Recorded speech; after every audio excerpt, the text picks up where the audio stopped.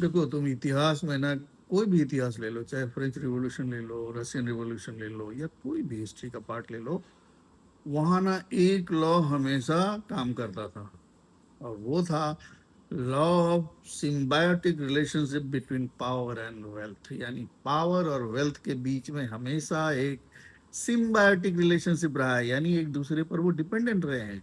क्यों?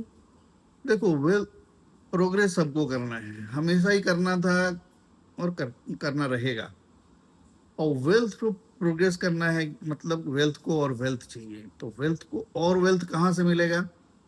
उसको पावर से दोस्ती करनी पड़ती है, और पावर को और अधिक पावर चाहिए। यानी राजा को और बड़ा राजा बनना था, तो राजा को और पावरफुल कौन बनाएगा? वेल्थ। उसको वेल्थ से दोस्ती करनी पड़ेगी। तो इसीलिए ये दोनों एक दूसरे पर हमेशा डिपेंडेंट रहे हैं, और ये इनका सिम्बायोटिक रिलेशनशिप रहा है। इसलिए ये कहना कि वेल्थ और पावर कभी अलग होंगे, ऐसा नहीं हो सकता।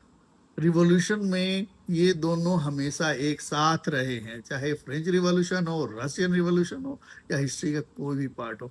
तो अब समय आ गया है कि इन चीजों को समझा जाए कि यार सिर्फ यूनिवर्सल लॉज खाली फिजिक्स, केमिस्ट्री, ये और साइंसेस में ही नहीं होते, ये इकोनॉमिक्स में भी होते हैं। जिसके नाते क्लासिकल इकोनॉमिक्स से बिहेवियरल इकोनॉमिक्स आया है, क्योंकि वहाँ कई चीजें जो लॉस थे वो, मतलब प्रैक्टिकल फील्ड में उनको देखा गया था कि वो फेल करते थे। जैसे इकोनॉमिक्स का एक लॉ था ना, रैशनैलिटी वाला लॉ, कि ह्यूमन बीइंग रैशनल है, रैशनल नहीं, वो कभी रैशनल था ही नहीं, वो कभी रैशनल हो ही नहीं सकता, क्योंकि वो बिहेवियर ड्रिवन आदमी है। जो भी हो, मेन मुद्दा यहाँ था वेल्थ और पावर का सिम्बायोटिक रिलेशनशिप। इसलिए ये हमेशा एक दूसरे के साथ, एक दूसरे के ऊपर डिपेंडेंट रहे हैं और कोऑर्डिनेशन में काम किए हैं।